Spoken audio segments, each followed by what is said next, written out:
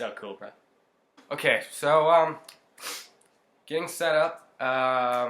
Welcome. I got, as you can see, this tiny ass blanket, my family photos, and the rest of my blank wall. So you don't have to look at my ugly ass closet throughout the whole video. Yeah, that's great. Okay, all right. I'm gonna start off with names, okay? Remember these, all right? We got me, we got Jeremy, we got Dylan, and we have Lester. These are all fake names, but we have them, so we know who we're talking about. Great. I got this childhood home, right? Well, I lived here. I lived in Idaho. This is before moving to Arizona, where I am now.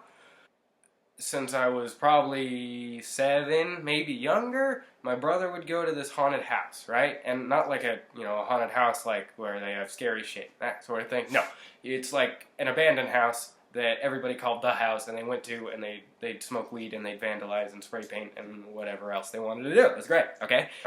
He brought me and my mom there when I was really little, and I barely remember it.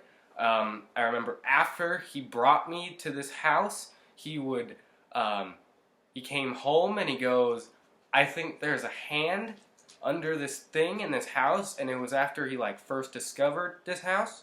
It was really old, and there was newspapers in the walls, and from the 1920s. It was an old house. It was creepy. There was windows broken, and and they were gonna call the cops. And they're like, well, go back, and so he went back and he looked. Ended up being a piece of wood that looked like fingers. Okay, so Jeremy, Dylan, and Lester, and me, of course, when I'm older, we go there all the time, alright? Jeremy, at this point in my life, is a very close friend, and the other two are his close friends, because I'm not important at all.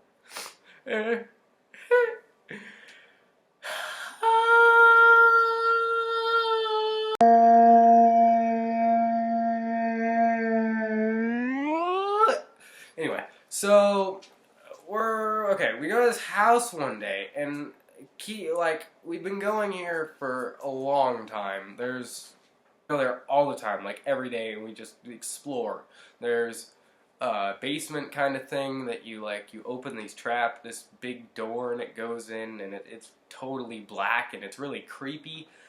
And that was really cool, and we're always daring each other to go in there, but no one ever would. And, you go in the front door, and you have to go up these stairs from a pull-down attic.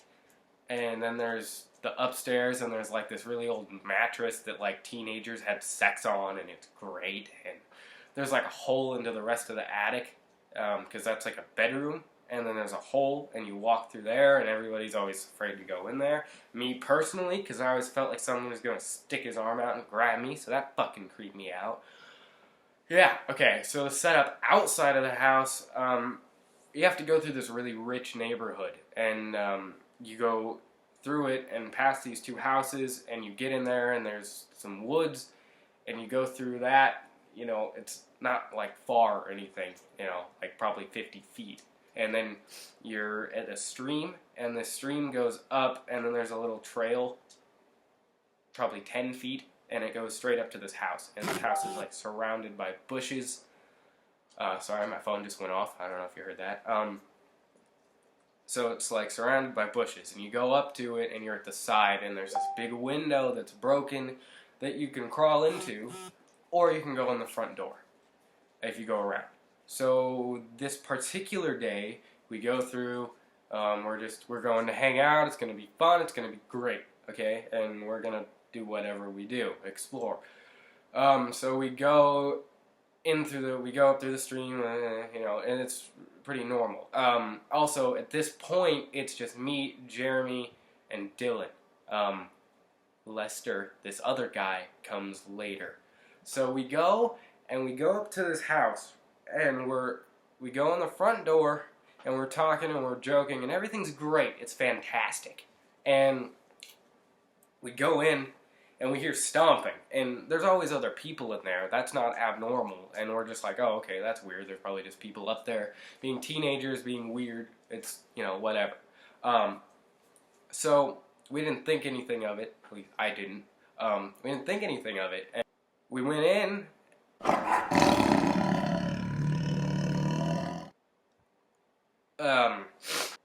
So he's stomping. There's these big stomps, and it kind of scares us, like we don't get caught off guard, and because we don't expect it, obviously. And so he comes down the stairs. We see these two big black boots coming down the stairs. They come down the first two steps, and then, like I told you, the pull-down attic. They're see-through steps. So when you go into the door, you can see they're right in the middle. And you can see them. So we're in the kitchen, which is the entrance. The front door goes into the kitchen. So we go into the kitchen through the front door, and we're looking after we see we hear the big stomps, and these 2 feet come down. Big feet, like fucking huge boots, okay? And I'm like 11 at this point. So this fucking freaks me out. And all 3 of us go, and me and Dylan hide behind this washing machine. Like, it's been pulled out from, like, a dishwasher. It's been pulled out from the wall and flipped on its side. And we're, like, behind it, like, with our heads popping out. And this other kid, Jeremy, is across from us. And the wall, the way it goes is, like, it goes like this and then like that. Just a little bit. So he has, like, this area he can hide behind where the wall is like that. And he can, like, look around to the stairs. So he's right there, and he's looking. And me and Dylan make a fucking run for it. Because once he gets down the stairs, he turns around to look at us. He's got this fucking hood on. He's dressed in black, these big-ass boots, and a fucking knife in his hand. Yeah, that's great. He's got a big-ass, like a switchblade in his hand. And he's holding it with, like, this staring. He's, like, kind of down, like he's like this. But it's like this fucking death stare straight at us, okay? So me and Dylan fucking book it, right? Okay? Because this fucking scary-ass fucking dude is in this sketchy-ass house looking at some sketchy-ass kids, children that, you know, I hadn't even hit puberty. So Jeremy is still there, okay? And me and Dylan have booked it down the trail to the stream, onto the wood. And as we're booking it, we hear him screaming. That's fun. He's screaming, and he's still there. And we don't know what to do, because we're children, and we can't save him, because we're gonna fucking die. And we can't call police, because they won't get there fast enough. So we're sitting there, hoping he will come back, listening to these screams of pain and agony, and we don't know what to do. Now, at this point, Lester comes in, okay? He comes running through the foresty thing up the stream to us, and he goes, like, what's going on? There's a bunch of screaming. And we're like, and we tell him the story, and then we tell him we ran down here, and he's still up there. And this is like 5-10 minutes later, and he's still up there. And then all of a sudden, he comes running down, right? And we're like, what happened? And he's like, I grabbed this walker, like this old people walker, you know, he's like, I grabbed it, and I whacked him in the head with it, and he was strangling me, and while he was, I grabbed him and whacked him behind in the head with it, and I ran down here. Now let's get the fuck out of here. So we all 4 run back, and we go to the street, and we're like, we don't know if we should tell someone about it, we don't know if he's still there, and we should go back. And so we do eventually go back the same day. Yeah, fucking brilliant, right? We go back the same fucking day, okay? After we go to my neighborhood park, and we talk about it, and like, let's not tell our parents, which doesn't make any sense now that I think about it. But, I mean, and so we go back, right? We go back to the house, and we look in the front door, and we look to the left, and his goddamn switchblade is in the wall. Like, stuck in the wall. Stuck in it. Why would he do that? You know, if we call the cops, there's going to be fingerprints. The whole thing doesn't make sense, right? But I didn't realize this because I'm a child and I'm not smart yet. So we take the knife, and I'm a fucking irrational prepubescent piece of meat. So we go back. We grab the knife and we walk back to this neighborhood park. And since I'm such an irrational being, I go, there's a knife in it. Why would he leave the knife? He probably put a tracker in it. I don't know. And I'm thinking of all these crazy things because I'm a child and I'm an idiot and I don't realize that that kind of shit is too expensive for a serial killer. And at that point was when we really were like, okay, let's not tell our parents. But you know what? I did. I told my parents. And I was like, don't do anything because they can't know that I told you, which doesn't even matter now. Like, now that I think about it, like, this is fucking stupid. Anyway, so that's just the end of it, basically. For about 2 months. 2 months, we never talk about it. And I never hear anything until one day I'm telling another friend of mine about the whole situation. And this other friend of mine is friends with all of them that I was with during this situation. And this friend of mine was apparently in on it. And he goes, that whole thing was set up to scare you. And I was like, are you serious? And he's like I didn't believe him because like it was set up so well, and they would do all this to prank me. And he's like, yeah, they pranked you so that they could see you scream and flip the fuck out. Why do you think they told you not to tell your parents? And I was like, oh my god, it makes sense now. He left the knife in the wall, and Jeremy.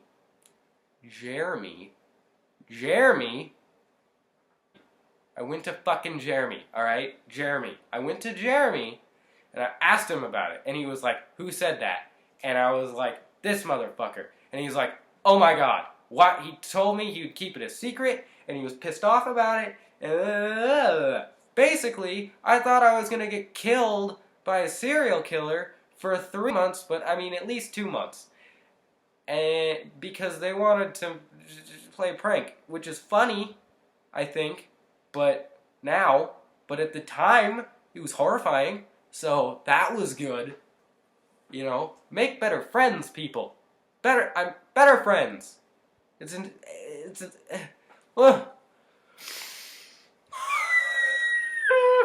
Better friend. You gotta make better friends. Okay, you gotta make better friends. It's the best thing to do. You'll make better friends if you're cool enough. Make better friends. They won't, hopefully, they'll fuck you over, but in a better way. And, you know, they didn't make me do crack or anything, so that's a good. But I thought I was gonna get killed. A lot killed. Killed badly. Yeah, okay. Anyway, I'm gonna end this video because it is way too fucking long. Thanks for watching. Leave a like if you enjoy. And I'll see you next time. I'll see y'all later, man. Sonny Boy Music was good. Montech was good. That was a classic right there.